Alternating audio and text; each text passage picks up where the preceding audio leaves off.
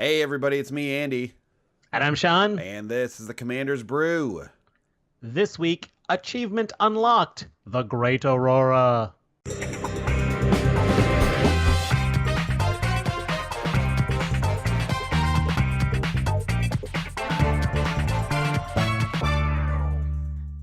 Hey everybody, welcome back. It's episode 118 of the Commander's Brew podcast. Sean Tamaris, how are you doing? I'm great, Andy Hull. How are you? I am totally great. This is it feels like a good Magic week. Yeah, why is that? It just feels like a lot of things are happening. Feels like we're gonna open some good cards. Feels like we're gonna talk about some cool decks. It just feels good. Yeah, all right. I love it. I'm on board for sure. Just feels like a good one. I don't know, man. I don't know. I woke up on the right side of the library. Yeah, exactly, right? Yeah, exactly. I woke up on the right side of my graveyard. Whoa. Whoa. It's weird when you put it that way. My own personal graveyard I have in my backyard. Oh, creepy. See, extra weird. But it's Halloween. It's October. It's spooky season. Ooh, spooky. I saw a fire hydrant with imagine like gigantic pipe cleaners in the shape of a cat.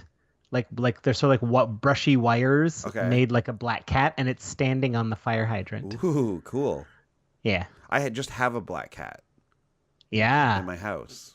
Leia must be loving the season. I guess so. Yeah, she's trying to spook people all the time, man. She's trying to scare them, jumping out at us, and it's gonna happen during the show. I know it. She's gonna just jump up here on the desk in front of me, so I always have to be ready for that.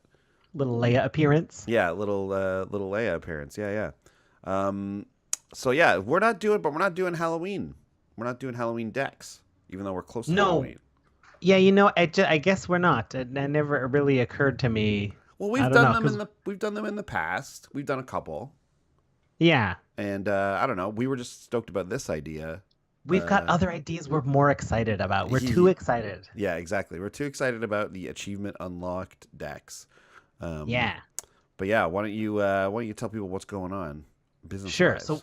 Sure. So we'll tell you about what Achievement Unlocked is all about. But first, we have to thank some very important folks. As always, we're going to thank our corporate sponsors. We got. Why'd you say it like that? I don't know, because I want to categorize it. Like, they're the stores. That's Ultimate Guard and the Wizard's Tower. Boxes and sleeves and magic singles, respectively. Also, and then I want to make a special shout out to our patrons. This is also brought to you, and we got a new thing for our patrons. We just started it yesterday. We finally got a Discord going for our patrons only. After long discussions and plannings, we figured out that, because we always want to do something extra for patrons, beyond just a simple thank you, right? I think the thank you is the minimum, of course, but also just to show our appreciation. So I think this is what we've got going. So we got a little Discord chat going there, and the main thing is a sneak preview at next week's deck for chats and stuff. Because here's what always happens: we put the deck out, and then someone will be like, "Hey, did you ever think of this card?" And we're like, I wish I thought of that card. So here's a way for us to incorporate it before we record, and then give a shout out to the person, who kind of gave us that idea. So there's another way to kind of give back to the group. Yeah, and it's already happened. It's already happened where someone's mentioned a card where I was like, yes, of course, yes. In less than 12 hours. Yeah, exactly.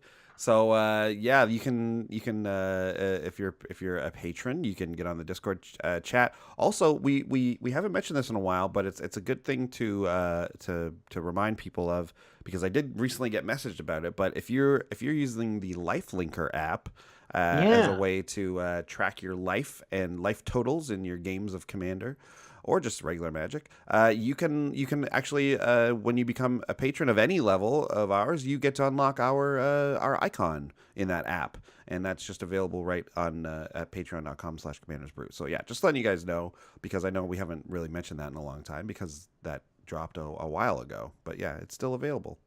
Yeah, just to let you know.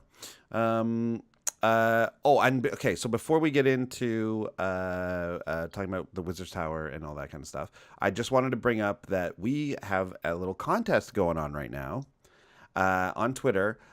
We as you guys probably know, we have a little Brews News segment after each show where we interview a commander or have a little thing where we talk to somebody like a character from Magic the Gathering that as we see them. But our Brews News segment is formatted like news, so we need a good sign off, and we just simply don't have a good sign off. Like you stay classy, San Diego, that sort of thing. You know what I mean? Yeah. So we're asking you to tweet at us to give us a good sign off. What should we say? Brews News. That's the name of our segment. What can we say is a good sign off? If you okay, here's the thing. If you hashtag Brews News, it's that's what I said to do, and it's working. But there's like other things with hashtags Brews News. I didn't even think about it. There's like a bunch of beer news and stuff. So yeah, that's okay. If you just go like, I don't know, hashtag it what, like Brews News 2017 or something, do that. Or just Brews News is fine. Either one, we'll be checking. And yeah, just let us know what it is, and you can win some sweet Ultimate Guard product, because that's what we got to give away. Like, for example, this pretty sweet twin flippin' tray. Cool, flippin' tray. It holds 2 commander decks and a bunch of accessories and things like that. We got dice, playmats, we got sleeves, we got the other deck boxes again for commander. So we got lots of stuff to give away here. So we want to see some cool submissions, and then we're going to pick one at the end of the day. We might give away like a couple of things to some good ones, and then pick one to use. Yeah, but that's what's going to happen. So get on there, hashtag it Brews News or Brews News 2017. Either one's fine, and let us know. We don't mind looking through some beer-related news updates. Yeah, I guess I'll look through the beer news as well. Yeah, so hard for hashtags. Yeah, so that's great. So, and then as usual, if you want to catch us on Twitch playing some games, you can watch us every Wednesday at 2 p.m. And the last Sunday Eastern time at 3 p.m. All this is Eastern time. Last Sunday of the month at 3 p.m. That's going to be this Sunday, the 29th. We're going to do our Brew and Brawl, where we brew a deck together and then jam it out a couple times if the time permits. Yeah, unfortunately, I won't be at this one. Okay, so I'll be flying solo. We'll be flying solo on this one, but I have faith that it'll be a lot of fun. It'll be a great deck. Ooh, yeah, I may have to duck out a little bit early this week just in case. We're going on a spooky boat tour of the Toronto Harbor. Ooh, that sounds fun. Yeah, we're checking all the haunted islands. I will be hosting Sunday night, my alma mater. Yeah, for sure. Sunday Night Live with the Sketchersons here in Toronto at Comedy Bar. If anyone lives in Toronto and wants to see a comedy show, Sunday the 29th at 9 o'clock. Oh, baby. So much going on. Well, without further ado, let's hear an ad from the Wizard's Tower. It's an exciting year because this is a year for Ixalan Olympics. Elix Olympics, we're calling it. Where each faction goes for the gold. Watch as the merfolk dominate in swimming and diving events. Competitors representing the vampires will do very well in any strength-based events, just as long as they've had a chance to fuel up on blood. Believe it or not, the pirates always take the gold in rhythmic gymnastics. We've never been able to prove they've bribed the judges, but there's really no other logical explanation. And let's hope that this time the dinosaurs actually participate as they're meant to, instead of being startled by any starter's pistol and end up trying to eat the other competitors. Since it's the Ix-Olympics, athletes must be amateurs, no sponsorship. Therefore, I shouldn't be telling you about the Wizard's Tower. WizardTower.com. You can get your singles shipped anywhere to Canada or the US for free if you spend $15 or more. And if you use coupon code Tower of Brews in October, but in November that coupon changes to Brewvember. Use that code for an extra 5% off, and you'll always get 3% kickback for your next order. Anyway, that's only if you're not a pro athlete. So that's only for amateur athletes. Now, back to the Olympics. Let's hope the torch ceremony makes it through all that underwater territory. Wow, cool. They're doing Olympics. They're doing the Olympics. They're just doing the Olympics, their version of it. It's kind of like how The Bachelor is doing their own Olympics coming up. Is that true? Yeah, they are. They're doing The Bachelor. Like during the Winter Olympics, they're going to be doing their own weird thing. Wow. Yeah. Do you remember sometimes they do like TV games where like different celebrities from different shows come together That's a and show. compete at stuff? They brought that back. Battle of the Network Stars. That's on right Yeah, now. right. I saw one that was like kids, like people who were kids on shows versus Oh yeah. I don't know, weird neighbors or something like that. Was this on Battle of the Network Stars? Yeah, I saw one. Like I think I was traveling and I tuned in. I watched the best. I love road TV. I see stuff I never get to see at home, and it was like, yeah, I want to say the kid from Modern Family was in it, and then like a couple other kids who were like all reasonably fit and athletic, and then there was a bunch of like sort of washed up people who like were like in things like 20 years ago, so it was not a fair match.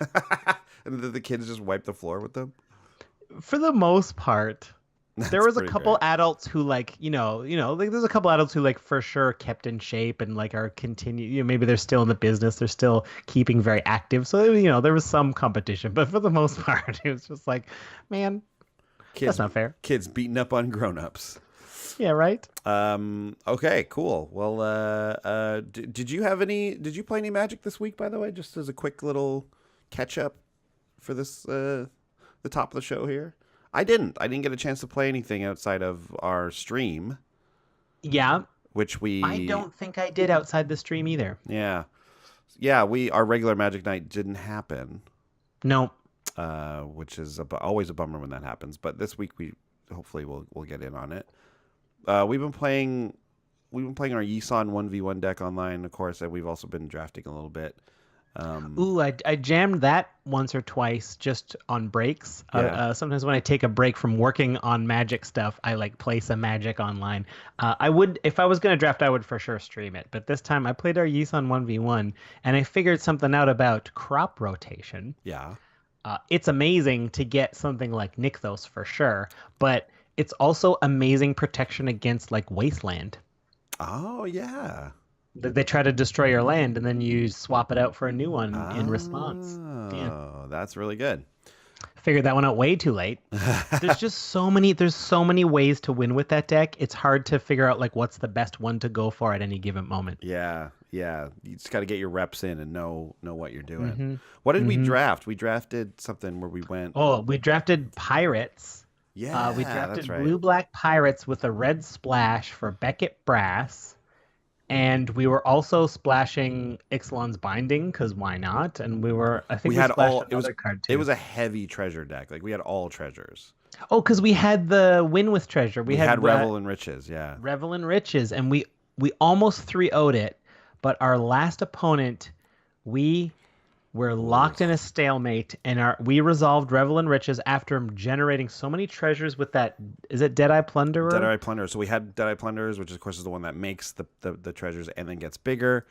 And we had 10 treasures out, and then we drew Revel in Riches, and it's like, okay, we don't need to attack with our guy. We'll just because they had if they had a trick, like they could have attacked us back, and we could have been dead because we were low on life. So we were dangerously low, and they had what's the dinosaur that has enraged deal 3 damage to your opponent? Yes. And it had a couple of +1/+1 counters on it from previous fights or like merfolk spells or whatever. So we couldn't afford to we were in a tough spot. Yeah, here, it was a tough spot. Yeah. So we decided that maybe this would be the turn we would attack, but then we drew Revel in Riches, so it's like, okay, well let's play it safe and just cast Revel in Riches, and then we're like, okay, all we need to do is he needs to do is just not have artifact or rather enchantment destruction, and he did have a Slice and Twain, and that was it. And then he drew some other good card, and that was the end of it for us. We died there. I was thinking about this. It made perfect sense that he held on to that Slice and Twain. That he has. I think it makes sense to run enchantment removal main deck in this format, because so many people run those little one with the winds or that lifelink enchantment. I think you're just going to run it if you have it. And based on how our deck was playing, I think it's a fair guess Well, we also didn't have any other targets for him to run it out on. If we drew our Ixalan's Binding, he might have sliced that Yeah. into twain. Yeah, he would have. But then it makes sense that he's like, I bet you these guys are revel in riches, so I'm just going to hold this card until I It's either need to Revel in or. Riches is a rare, and it's not a good card. So I don't know if he like thought we had that, but like maybe he did once we started gaining like 9, 10, 11 treasures or whatever. But Yeah. he had it. Who knows? Whatever. I felt like we had that We got 3-0. I felt like we had it. it was like, man, it was a real feels bad moment that he had the one answer for it. But anyways, still played well though, and it was a fun deck to play. But anyways, let's talk about this deck. Let's talk about this the achievement unlocked. What's your achievement? First of all, let's talk about your achievement. Okay. So the achievement unlocked, we're going to do 2 episodes in this mini series, and we decided to brew decks around the idea of just like, I just want to do something specific in a game. I don't I mean, winning is part of it. I also want to win. I didn't just ignore winning, it is possible to build decks that don't care about winning, but I do care about winning. Don't worry. But I really love the Great Aurora.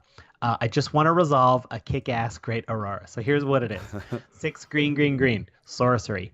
Each player shuffles all the cards from their hand and all permanents into his or her library. Then you draw that many cards. So add up all the permanents on the board and your hand, shuffle everything in, and draw that many. Then you're going to have this massive hand of like 20 or so cards.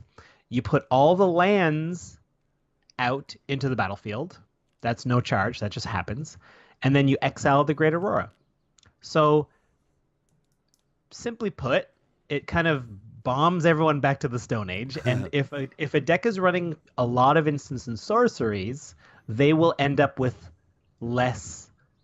No, I'm thinking them backwards. Yeah. So the Great Aurora says, so if you've already like tutored out a bunch of lands, if you've like thinned your deck a bunch and there's lots of lands in your graveyard, then you may not draw as many lands and you won't put as many out there. But the Great Aurora, it's fairly even in that everyone gets a bunch of lands and they'll have a bunch of new cards in their hand, and the lands will probably be untapped unless they come into play tapped. So you'll have a chance to reset. That was my goal. That's the achievement I wanted to do.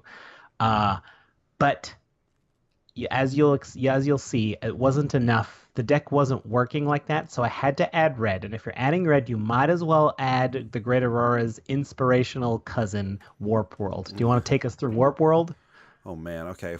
Warp World. Okay. Is 5 and 3 red for a sorcery, and it says each player shuffles all permanents he or she owns into his or her library, then reveals that many cards from the top of his or her library. Each player puts an all artifact, creature, and land cards revealed this way onto the battlefield, then does the same for enchantment cards.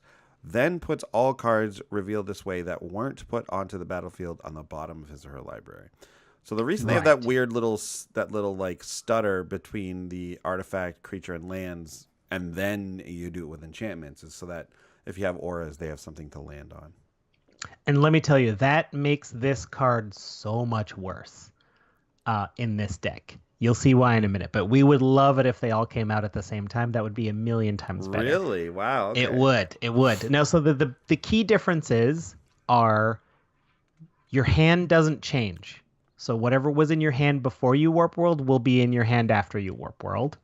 And secondly, this is the one where instants and sorceries burn you because you're going to go down less things. But in Warp World, everything just comes out for free. So you get tons of stuff, all those ETBs, all that stuff, but not enchantment-based landfall triggers. That's what I was getting at. If you have an enchantment that looks for landfall, they came in after all the lands. But if you have any creatures that look at landfall, they see every one of them lands come in. So it's pretty good that way. Okay, that's cool. Cool. So that's it. So that's and since we've added red, it started as a green-white deck, but I had to add the red, and you'll see why. I'll go through it. So naturally, the best commander is Samut, Voice of Dissent. 3 red-green for a legendary human warrior, 3/4. This is from Amonkhet. Flash, Double Strike, Vigilance, Haste. Other creatures you control have haste. White, tap, untap another target creature. The key part about Samut is the fact that other creatures you control have haste. Because after a Warp World, if we cast Samut everything we have has haste, and we get to make profitable attacks. If we Great Aurora, we all the boards are empty except for a bunch of lands, but we hopefully will be able to cast out a few creatures, cast Samut, and attack with everybody for big damage. That's the goal. Is that how you say? Is that how you say this character's name? Samut. Samut. That's how I'm saying it. Samut or Samut. Samut. Like Samus Orion. You know her. Samus. Oh, from Samus. Metroid. Yeah, like so it's not Samut. Samut. I am taking my pronunciation guide from. I'm taking it from Cassius Marsh, who guests sometimes on the Command Zone. Yeah. Because when he says it, I think it's so funny the way he says it. Like, because he's such like this serious, like deep, badass football player voice, and just saying weird magic words. Samut. Samut. I've joked about this before on the cat. I love it. I can't get enough. Anyway, yeah. So like that's the main hook, right? So that's how we're gonna go from Great Auroraing into the win. We Great Aurora with all that land out, and so with the Great Aurora, we can float all the mana extra. So we're gonna float as much as we can, Great Aurora, and probably put in another like dozen and a half lands plus everything we had floated. We should be able to accomplish a lot on that. On the back half of the Great Aurora. How many lands do you run in this deck? I forget exactly. I think I'm running 39. Okay. So like... And my mostly basics. I'm not running a lot of enters tapped lands. Right. And not like, I'm guessing none of the bounce lands, because that would just not be good. No, none of the bounce lands, no guild gates, no gain lands. I am running... anything that comes into play untapped, so I'm running all the panoramas that can grab things because they work as colorless decently, and they can tutor up certain ones. Obviously, Command Tower. Yeah, so like the mana base, if you want to trick this out, I'll tell you right now, I'll give you the heads up. Put in all the fetch lands that can get mountains, plains, which is all of them. Yeah. There isn't a fetch. I think there's one fetch land that you couldn't run, which is the one that does black and blue. So, yeah.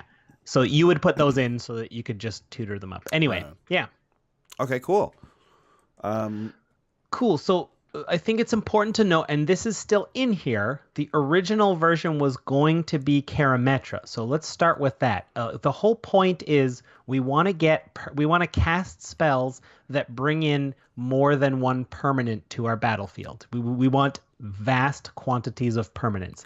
And Karametra... Do you want to read Karametra? I read Samut. Yeah, Karametra, God of Harvest, 3 green white, legendary enchantment creature god. She's a 6/7. She's indestructible. She has the classic god stuff. It's the devotion to 7, and it's green and white. What her real ability is, whenever you cast a creature spell, you may search your library for a forest or plains card, put it onto the battlefield tapped, and then shuffle your library. She has the classic god stuff, making a boulder so big even she can't push it. Destroying the world on a whim, just like wiping everybody out except for like one guy, giving him a huge task, that kind of stuff. Building the world in 7 days. Classic god stuff, really. Yeah. So that's the key, right? So as you might imagine, there's tons of little creatures that bring in extra token creatures or extra permanents. And Karametra is amazing with that because each one you cast brings yet another permanent in the form of a plains or a forest, which is great. So, of course, Karametra is still in here, but she's no longer the commander. But if we draw Karametra and cast her, it just makes the thing amazing. So let's kind of move into the first official category here. Plenty of 2-for-1 permanents. Let's start with Attended Knight. Great example, 2 and a white, human knight, first strike, 2/2. When it enters the battlefield, create a 1/1 white soldier creature token. There you go. There's tons of little creatures like this that bring in more backup creatures. Lots of stuff. Another example would be something like Wood Elves, 2 and a green for a 1/1. When Wood Elves enters the battlefield, search your library for a forest card, put it onto the battlefield, then shuffle your library. So just bring in a land. That's another permanent. That's a 2 for 1. Yeah, we lean heavily on creatures that tutor up lands because we need that ramp because Warp World and Great Aurora are not cheap. Right. But imagine Wood Elves with Karametra, it's just great. You get two forests, That's one great. tapped, one untapped. That's amazing. Or a plains if you want. And then I put in the Thraben Inspector as an example of sort of like another kind of permanent. That's a single white for a 1/2. When it enters the battlefield, you investigate, so you make a clue. So this little dude brings in two permanents. And you can use that clue to draw a card if you need to early on, but if you're getting ready to set up your Great Aurora, you get two permanents for 1 mana. Pretty good deal. Right. Now, what happens once you get to after the Great Aurora-ing?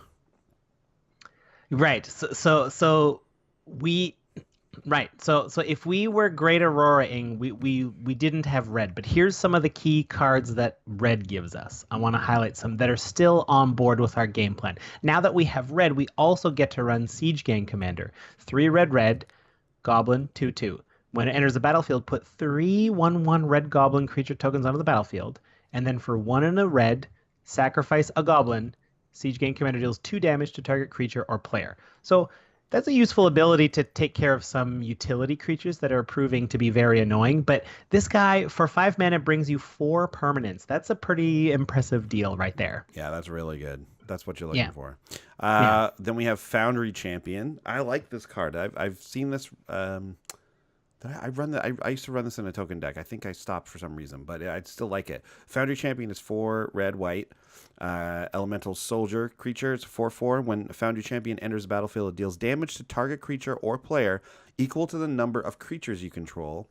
And then it has fire breathing for red, and it has butt breathing for white. Yep.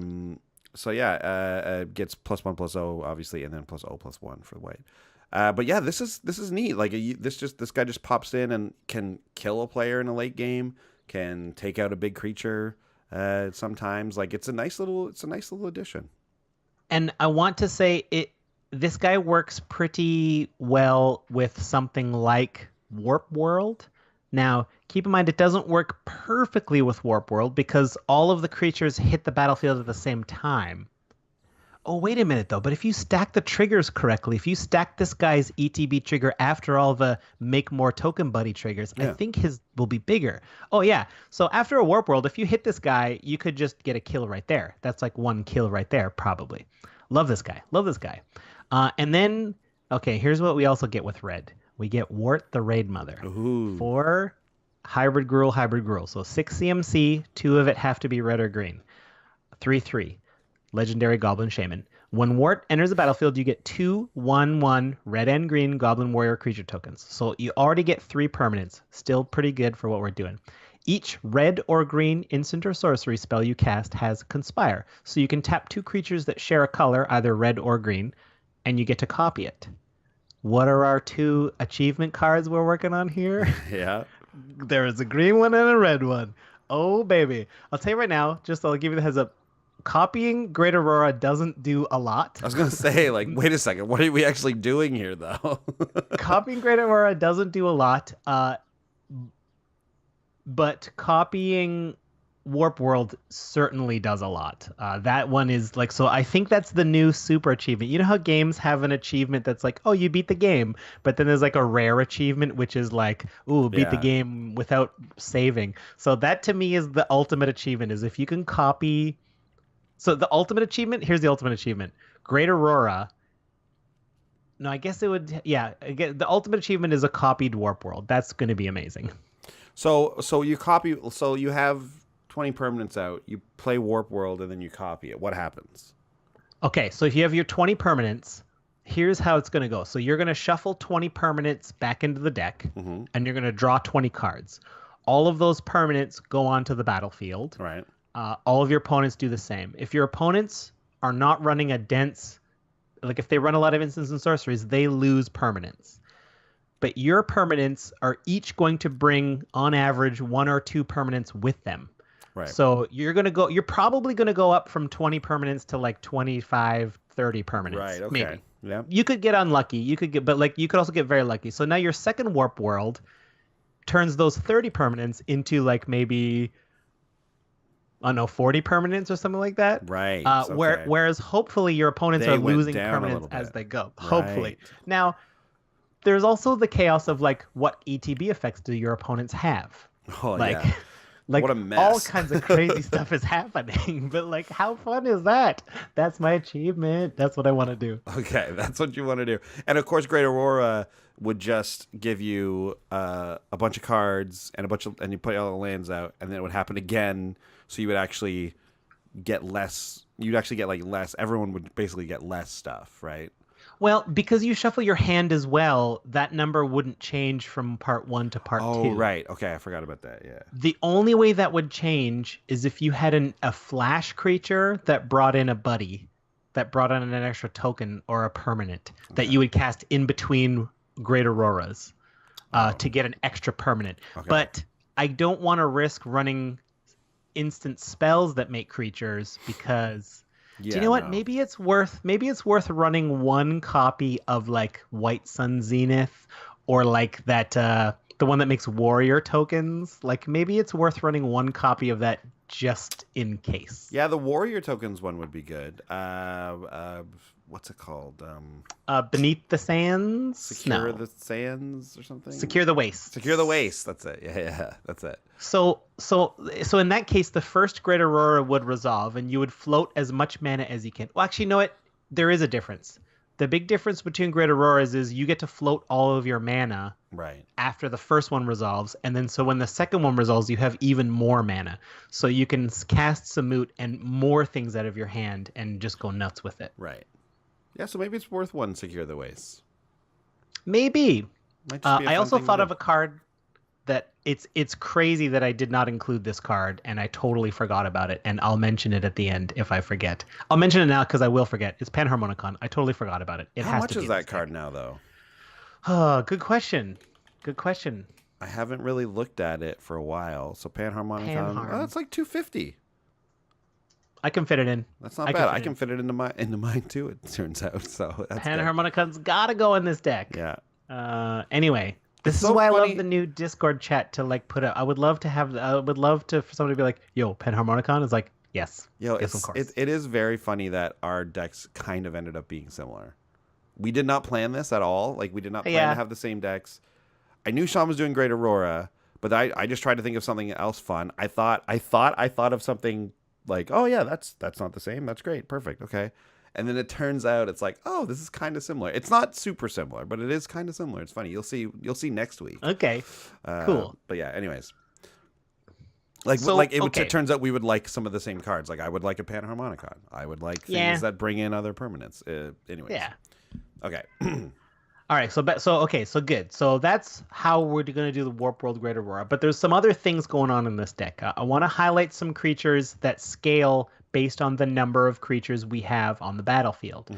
I want to start with Crusader of Audric. This is kind of the classic but boring example. 2 and a white, star, human soldier. Power and toughness equal to the number of creatures you control. So Crusader of Audric often is like a 12/12 or bigger.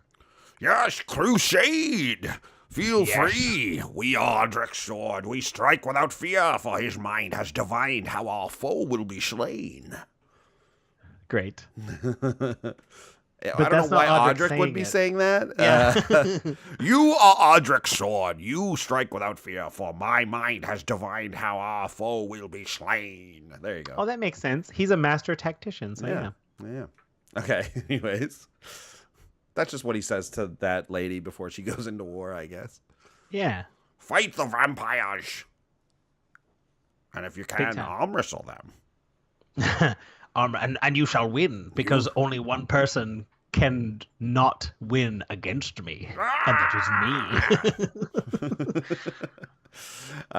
me. Next, we have Geist Honored Monk. Very similar card. 3 white for a human monk. Star with vigilance. That's fun.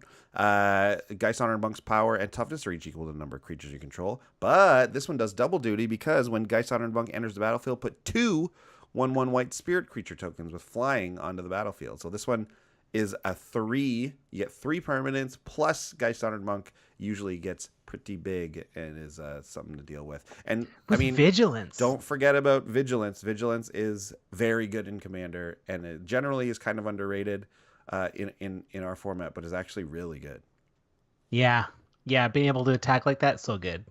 And then finally, creatures that get swole. I want to talk about Handwear Militia Captain. This is 1 and a white for a human soldier that's 2/2. But at the beginning of your upkeep, if you control 4 or more creatures, which is quite common, you transform him into Westvale Cult Leader. I'd never really registered what his name was on the back. The Westvale Cult Leader is star, power and toughness equal to creatures you control. But at the beginning of your end step, put a 1/1 white and black human cleric creature token onto the battlefield. So this creature gets bigger and continues to put free permanents. This is a key type of card in the deck. There's those cards that you put down on the battlefield and they just generate permanents every turn without you doing anything.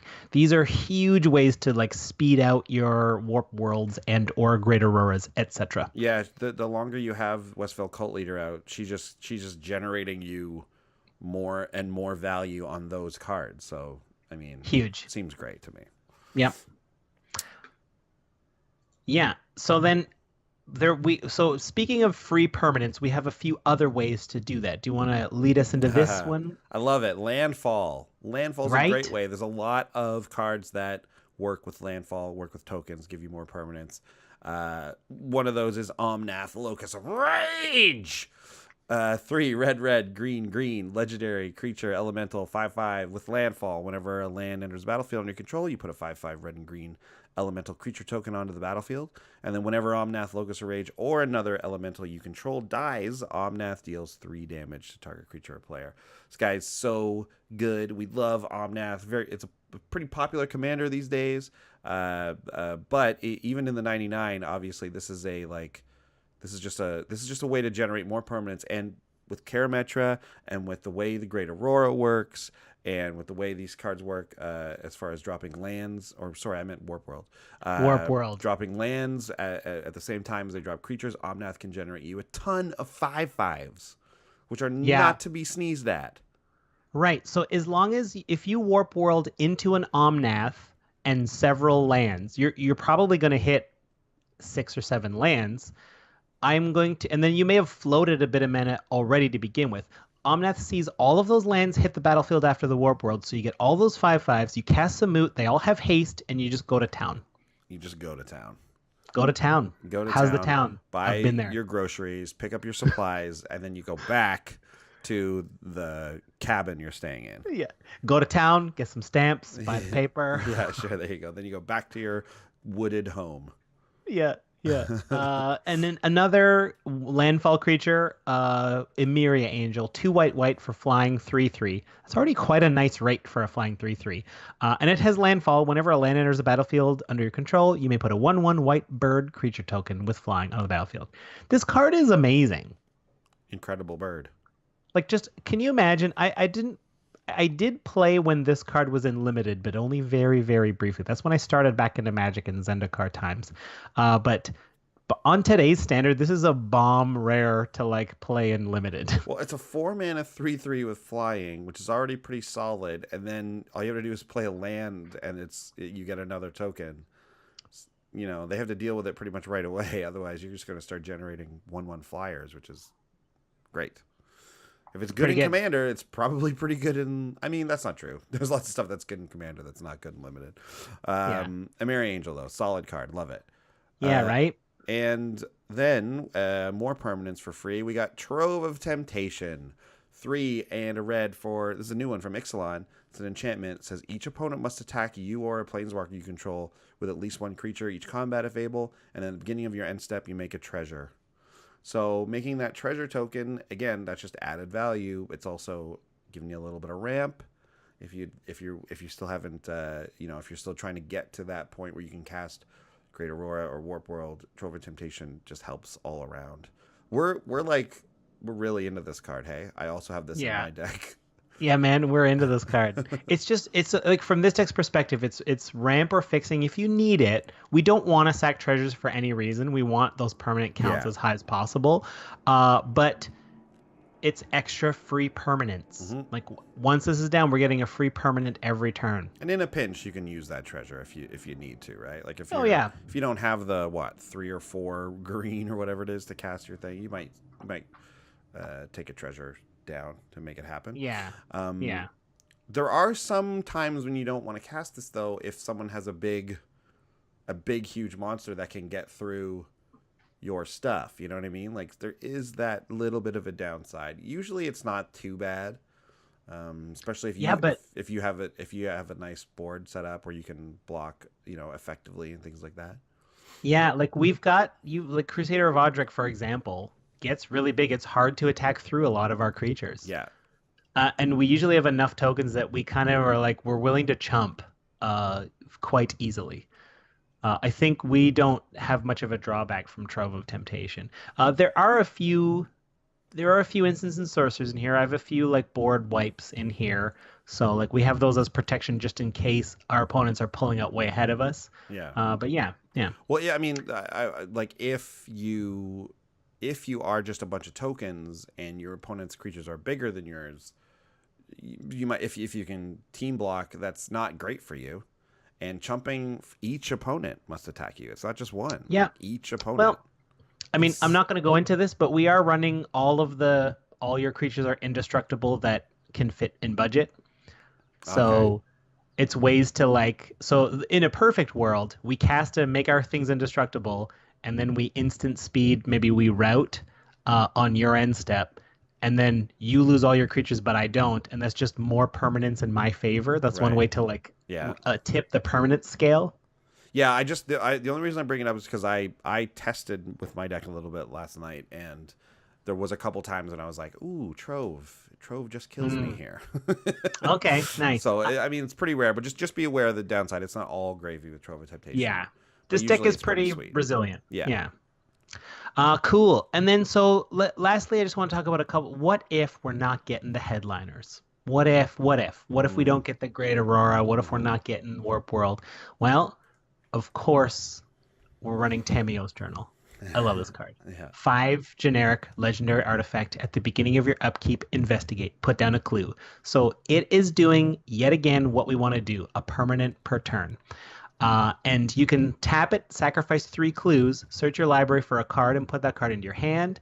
So you get to tutor anything. So we're going to tutor Warp World. We're going to tutor Great Aurora. Maybe if we have one of those in our hand, we'll tutor for Wart, and we'll put Wart out, and then we'll copy it. Maybe I don't know. Super achievement. Go for it. Maybe we'll. Anyway, this card is just so versatile, especially in this deck. Cool. Yeah. This is a great card. Generating you card advantage, permanence, tutors. I mean, it kind of does everything you want at kind of a bunch of different stages in the game. It's great. Next, we got Rishkar's Expertise. 4 green for sorcery. Draw cards equal to the greatest power among creatures you control. We've already shown that can get pretty out of control, pretty big. Yeah. And you may cast a card with converted mana cost 5 or less from your hand without paying its mana cost. Nice little bonus. This is, if you have a lot of mana, this is a reason to use treasures. If you can Great Aurora and Rishkar's Expertise in one turn, because you're going to Rishkar's Expertise, hopefully draw a Great Aurora if you don't have it. But, I might take that risky play if I've got like a 15-15 on the board. I'm going to put down maybe a Cloud Goat Ranger and get 4 more permanents that way for free. And then I'm going to use my remaining mana to cast Great Aurora because I've drawn so many cards that goes into the pool that I shuffle and redraw. Right. So if I have 20 cards in hand, that counts as Great Aurora fuel. Interesting. Yeah. Cool. Yeah, pretty good. Yeah, that's neat. Pretty good. Yeah. And then finally, had to. I got a fling in there. Fling. Yep. 1 in a red, instant, sack a creature, deal damage equal to that creature's power to target creature or player. It is very frequently possible to just sneak a kill in with fling. If you've got a Geist Honored Monk that's up to like 20, it's like, oh, what are you at? Less than 20? There you go, you're dead. Sweet. Yeah. Out of nowhere, the little flings in Commander can really take a person by surprise. No question. Oh, crazy. Hey. Okay. That's kind of the walkthrough. Yeah, that's kind of the walkthrough. Let's take a look at the 3 stars though. What are the most effective cards when it comes to this build, this Great Aurora achievement deck? Oh, sure. I think Mirror Entity was very strong in this deck. 2 and a white, Shapeshifter, 1/1, Changeling, X. Until end of turn, creatures you control have base power and toughness XX and gain all creature types. So it is very possible I mean, this is not what the deck wants to do, but it's if you get one of these guys down early and you've thrown a bunch of goblins down and a bunch of soldiers and a bunch of humans, it's like, well, I've got 8 creatures on the battlefield and I've got 6 mana, so I can make them all 6/6. Yeah, okay, I'll swing them all at you and you're probably dead. So not really your game plan, not really your aim, but it's like a No. nice little side effect that why not plan for, right? Yeah, and like it also comes in handy, like if you do warp world perhaps into this guy, it's like, oh, beautiful. I'll cast Samut, I'll attack with everybody, and I'll make all my millions of 1/1s and 0/1s and whatever. I'll turn them all into like 5/5s, 10/10s, whatever. You said beautiful, like Beautiful. like an ogre from like an old Disney cartoon. Beautiful. It was beautiful. I heard it. I think I don't remember what happened. I think I was gonna say another word, but then your brain like shifts gears. Yeah. What a weird thing for a brain to do, to be like, I know we're in the middle of this word, but hang on, I got a better word for this. Oh my moment. God, it happens all the time with me. Sometimes I'll be like, what was that? Something happened the other day where I was like, thank you. I meant to say thank you, but I also meant to say, I meant to say thanks and cool at the same time, and I just went fool. Like, why didn't I just pick one? Why didn't I just pick one thing to say to the guy? Yeah. You know what I mean? Thule. Yeah. It's like, what is that, an insult? What are you trying to say to me? Thule. What, are you calling me a thule? Get out of here. You're a thule. Are you a case on top of cars that carries camping gear? Yeah, that's thule. That's what that is. Yeah, I don't know. It's weird how your brain just decides to switch gears like that. The number 2 star is Second Harvest. Makes sense. 2 green. It's an instant, and for each token you control, put a token onto the battlefield that's a copy of that permanent.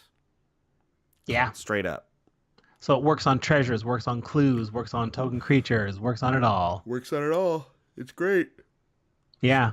Second Harvest. I mean, you need to have your tokens out there, but I mean that's kind of the point of the whole deck. So you're gonna have tokens, and when you get this card, when you draw this card, after that, it's killer. It's great. The fact that it's instant makes it great because we want to use it at our opponent's end step right before we're planning on warp worlding or Great Aurora-ing. Yeah. Yeah, you Cool. want to sneak it in there. Yeah, always. If this was sorcery, way worse. All right, what's next? Number 1 Number 1 star, Majestic Myriarch. 4 green Chimera. It's from Hour of Devastation. Majestic Myriarch's power and toughness are equal to twice the number of creatures you control. Wow. This creature gets ginormous. And then, at the beginning of each combat, if you control a creature with flying, Majestic Myriarch gets that, as well as First Strike, Double Strike, Death Touch, Haste, Hexproof, Indestructible, Lifelink, Menace, Reach, Trample, and Vigilance, etc. Wow. We're casting Samut after we land all these stuff after Warp World and all those things. Samut has Double Strike, Vigilance, and Haste, and it gives all the other creatures haste. So this Majestic Myriarch basically has everything we care about except for Trample. That's the only thing this deck wants more, is like ways to get Trample on everybody. Or flying, right? I mean, yeah, we've got some flying. We got a lot of spirits and thopters that we're making with tokens, so Majestic Myriarch often flies. Well, that's good. Yep. It often has vigilance because of things like Geist Honored Monk or some other things that have vigilance. Yeah, so like this card it's a house. Wow, awesome. I forgot about this card. Yeah. Right? How did I forget about this guy? This card is really cool. Yeah. And it's just a couple of gumballs. Amazing. Yeah. Cool. Well, that's the 3 stars. Did you have any surprises or discoveries? I don't think so. I mean, I guess the initial surprise was how less fun the Great Aurora was than I thought it would be. Oh, really? Because on its own, it doesn't. You just put out 1,000,000 lands, but then you're kind of done. Like maybe you cast a couple of 3-drops, maybe a couple of 4-drops, and like that's it. So your board ends up being a handful of 30 cards. And then 15 of those are lands maybe. So you put them on the battlefield, and then you cast 2 or 3 of them. You end up discarding half of them, and then you say go. I thought that was a little bit anticlimactic. Oh, wow. That's, interesting. So, but then once you add red with Samut, oh man, now it's legit. Now it's a thing. So really, this is a little bit more of a Warp World thing. You know what? Warp World, Great Aurora is better for you to win because you get that first hit off of the Warp World, off of the Great Aurora. Warp World is more fun, but it is chaos. Like, there's no guarantee you'll be able to do anything because opponents might have, like, do they have a creature that says when it enters, destroy all creatures? I don't know. If they do, you're done. Right. Okay. All right. There's not that many of those guys, at least. Not that I can think of. Most of them require you to cast from your hand Yeah. that I'm thinking of. So Yeah, I think yeah. you're probably all right there. Anyway, Anyway. it's like Yeah. like if someone gets their like what's it called? Shriek Maw, something like that, they're probably gonna hit your Majestic Myriarch. Don't hit my Majestic Myriarch, please. Don't hit it. But it gets hexproof if you have something with hexproof, so maybe you got lucky. Does it? Is that one of them? Yeah. Oh yeah, but only at the beginning of combat. Oh, it is? Oh. Yeah. Oh, yeah, you're right. Oh, well. Still good card. Okay, well, before we get to the budget report here, let's quickly mention our friends over at Wizards Tower again. Yeah. WizardsTower.com. Currently, in the month of October, our coupon code is still Tower of Brews. Get that 5% off orders of singles, $15 or more. US, Canadian, free shipping if you order that much as well. But next month, starting in November, the code changes to Yes. Brewvember. Brewvember. So in Brewvember, which is November, use that code and you'll be able to get the same discount. Same thing going on. WizardTower.com. Check it out. Oh, and also check out MTGCanada.com, which is Wizard Tower, it's like their content site. And you'll find articles from Sean and myself. Most recently, you'll find slowly but surely wrapping up the 3-color reviews series. Just did part 1 of who was it?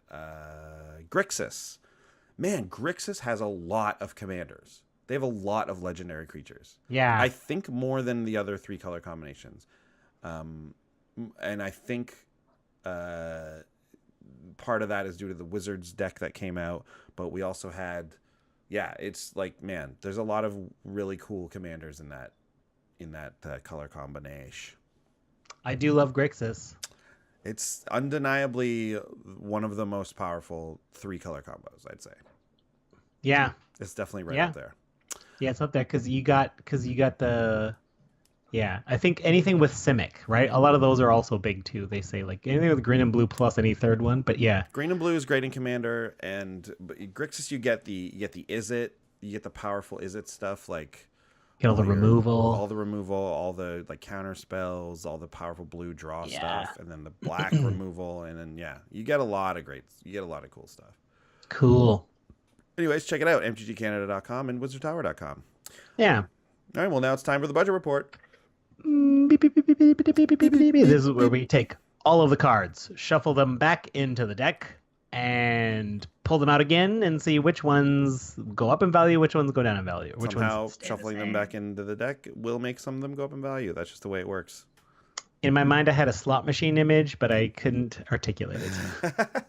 There will be a little machine with an arm, and sometimes it's themed with things like Breaking Bad or I Dream of Jeannie or anyways. The most bizarre stuff. That's what happened when we were in Vegas. We saw lots of slot machines with the weirdest themes. I guess it makes sense if you assume a lot of casino regular people are are almost elderly, which is also sad, but that's why they have old-timey television shows on there. It's like, oh, I used to watch this. Yeah. Remember the I Dream of Jeannie when we played in that little casino we were at? Yes, I do. That was my most successful gambling in Vegas. I won $7. Oh yeah, great. It was great. Killing it. I was into it. Cash it out. I cashed it out and then definitely immediately lost it at the Breaking Bad slot machine in the airport. Okay. Yeah. Okay. So the budget report. Don't gamble. This deck came in at $48.61. The most expensive card in there is Karametra, God of Harvests, at $4.50. But Karametra is so good; it does extra ramp and brings an extra permanence in the form of lands, which is the best. So we got to keep this one in. Right on. And then the next is Oketra the True. Another god, actually. She's around $3 right now. So 3 and a white for Legendary God. She's 3/6. She has double strike and indestructible. Oketra the True can't attack or block unless you control at least 3 other creatures, which probably won't be a problem in this deck. And then for 3 and a white, you make a 1/1 white warrior creature token with vigilance. I think this is Oketra's $3. Yeah. I think it's because it's standard. I think Oketra's cuttable. The main reason to put her in was for that ability to create warrior creature tokens. But I got to say, you're not going to do that very often. There's just very few times where you've got extra mana kicking around and you're just going to do that with it. I mean, it might happen. It's not bad. But I do have a few cards that do this, a similar effect that turn extra mana into permanents. And I think this one's one of the slowest. Do you have the Pegasus enchantment, the one that makes the flying Pegasus creatures? I don't, because don't you have to sack a Pegasus every turn? Yeah, you have to sack a Pegasus on your upkeep, but it only costs 2 to make one. So, like, for the same price as Oketra, you get a 1/1 flyer, but it's way easier to pump more mana into it. It is, but then you have to commit to that plan, or else you start bleeding away permanents. Like, if you're using your mana to cast other things, then you don't get to keep doing that. Well, it says if you don't sack one, you have to sack the enchantment itself. So you can just go hard, make 5, 6 of them, and then just forget about the enchantment. I think That's it's the a thing fine that I option. always forget because I played that card before and it's quite good, and then I'm like, oh man, I got to keep sacking these things, like it's just wasting my mana. And then I'm like, wait a second, if I just let the enchantment die, then I just get all the tokens. This is great. I think it's worth considering. I think that would get cut, though. I think we got more efficient ways to just make a bunch of stuff. I mean, I didn't mention it, but we got... you left Oketra in here. I left Oketra in here. She's on the budget report. Yeah. But I think I would cut her. Yeah. Okay. In favor of Panharmonicon. Yes. Okay. Third most expensive card, Ring of 3 Wishes. 5 generic for an artifact. Enters the battlefield with 3 wish counters. 5 tap. Remove a wish counter. Search your library for a card. Put it into your hand. This is up to about $3. And it is a colorless tutor. So it's a cheap way to get whatever you want. And this is one thing that does work in between Warp World activations. So like if you Warp World once and you happen to see a Ring of 3 Wishes, you can activate it and tutor a card in between the next Warp World. The next one, which will definitely always happen. If you've copied it, if you've got 2 on the stack. Am I crazy? Was Ring of 3 Wishes more expensive before? I don't remember. I think it might have been... I don't know. It was. Let me check. Yeah. Anyways, Excuse me while we do some information. I just remember we would use Ring of 3 Wishes a lot when we first started the show. Because we would like build around things that were not our commander and things like that, and it's just an easy way to do that. Yeah, it was. This card used to be like $4. Great. And now it's down to like closer to like $2.75 around there. Probably because it's just so slow. Yeah, and it's so slow, and it's like it's 10 mana. It's 10 mana to get the first thing. Yeah. I mean, it can be split over 2, turns or whatever, which is a little bit better. But like, man, it's it's not free. It's not just a tutor. It's a lot. It ain't free. No, not at all. I mean, this is this. I think this only goes in decks like this where there's some piece of it where you really want to get that piece. You really want to get that one card. You really want to get Warp World. You really want to get, whatever it is. Yeah, if it does make the argument for having a few mana sinks for permanence, because we can hold the mana up, and then on our last opponent's end step, if we're ready to Warp World, then we crack the Ring of 3 Wishes, grab a Warp World, or in an emergency, like if a Wrath is on the table, we can be like, well, I'm gonna tutor this. I'm gonna sack a counter. I'm gonna remove a counter and tutor up one of my make all my team indestructible. And then if I survive another round, now that you guys are down a bunch of creatures and I'm not, I'm absolutely gonna Warp World and or Great Aurora after this with the ring. So I think that there is this is the deck that likes Ring of 3 Wishes. Yeah. I think it's a keep. Yeah. I think it's a keep too. I just think it's not it's not the same as putting a Diabolic Tutor in your deck or a Demonic Tutor. Right. Or something, obviously. Right. Anyways. Oh, cool. Okay, so out of budget, did we get anything that was specifically good in this deck that just couldn't fit in under the budget?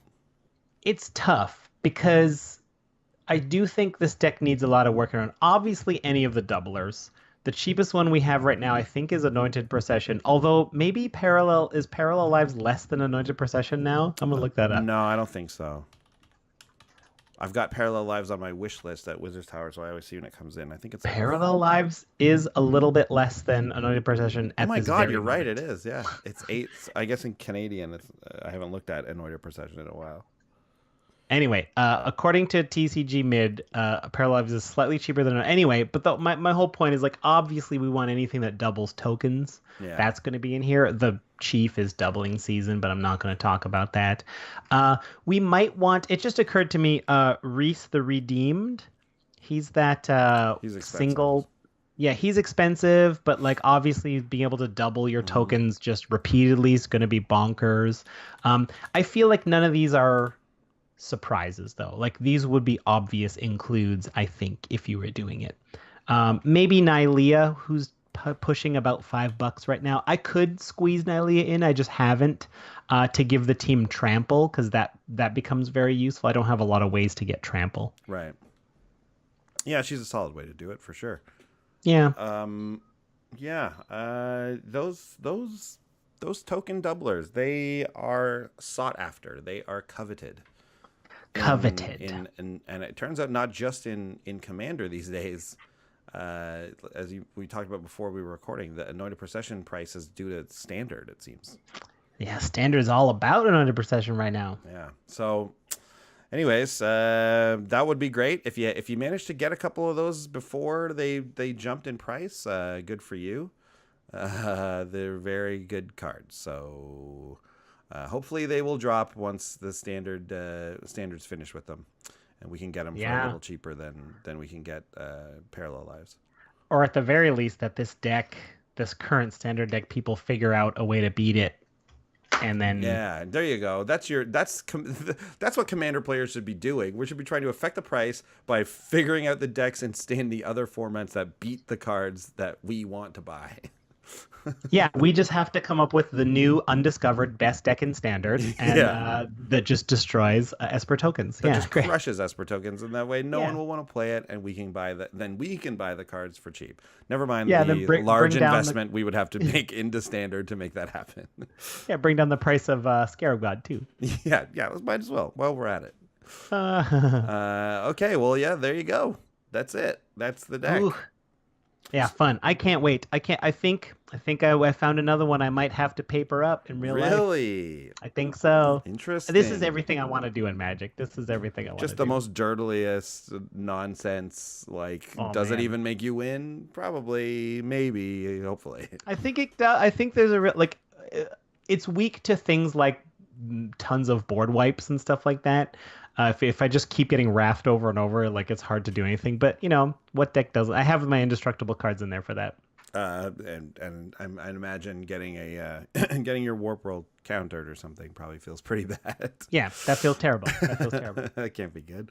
No. But so does getting anything you want to play countered. So whatever. Yeah. Cool. Well, that's it. That's this deck in the bank. Next week we'll be back with my achievement unlocked deck. Ooh, can't wait. So stay tuned. And if you are a patron and you're not on Discord, head on over to our Discord now, so you can get in on the discussion about the next week's deck. That's true. Offer tips, offer some cards if you want. Get in on that. And if you're not a patron and you would like to do it, patreon.com/commandersbrew. Okay, stay tuned for the Brews News segment, and we'll see you guys next week. Bye. Bye.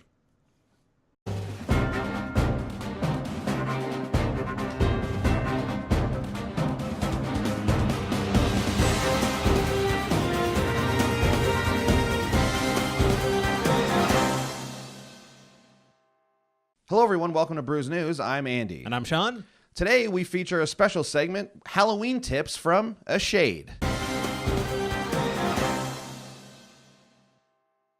Thanks, Andy. Andy here in studio, and today I'm interviewing A Shade. Hi, I'm a shade. Spend one swamp and I'll get +1/+1. Okay, cool. That's what they do. Shade, I asked you here for a very special segment on Brew's News, and that is our Halloween safety tips. Ooh, yes, as a shade, I love to lurk in the shadows and disappear into the night. Perfect for Halloween spooky time. Well, yes, that is perfect for Halloween spooky time, but it is not exactly safe for kids out there trying to go out and enjoy a fun Halloween time. Shade, what's your favorite Halloween costume? Disappearance. Invisibility.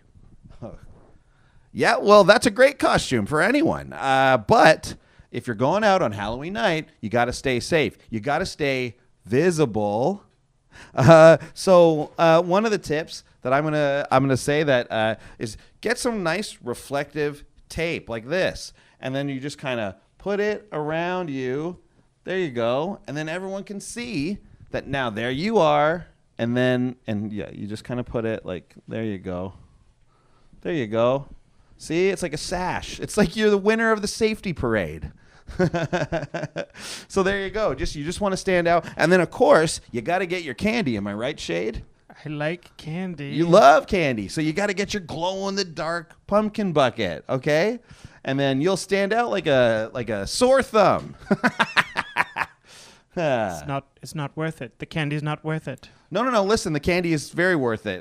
We're getting a lot of high-quality candies these days. No, I'm inclined to stay home and turn my lights off and pretend I'm not home. Well, this is why I wanted you to be here today, Shade, because you, of course, we know, are shadow personified, and Yes. I just wanted to show how dangerous that can be. How many times have you been hit by a bus just walking around at night? Well, I mean, technically, I get hit by buses frequently, but since I'm ethereal, I just rematerialize after. Does it sound like any of you want to be hit by buses frequently? Of course not. But How I many- rematerialize. Yeah. Anyways, listen, that's you. But the people out there, they want to be visible, okay? We want to stay safe. We want to have fun. And we want to dress up like whatever weird monster we want and just have a bucket of glow-in-the-dark candy at the end of the day. I feel judged. I feel like I was tricked to coming here. Well, you know what? You've been a great sport. And on that note, happy Halloween, everyone. And Shade, is there anything you'd like to say before we throw back to Andy and Sean? This has not been a treat. This has been a trick. Okay. Happy Halloween, everyone. Back to you. Thank you, Andy, for those great Halloween tips from a Shade. I learned a thing or two about safety. Not me. I was a ninja once for Halloween, and I didn't wear any of that stuff. Did you get hit by a car? Yeah. It's pretty bad. Anyway, that's been Brew's News. Until next time, floss them teeth. If you want to contact us, I'm at Sean Tabaris. And I'm at Andy Holbone. Send us an email at commandersbrew@gmail.com. You can find out when we go live on Twitch if you follow us at twitch.tv. And if you care to support us on Patreon, check us out at patreon.com. And you can find our deck list on tappedout.net. And if we forgot anything, commandersbrew.com.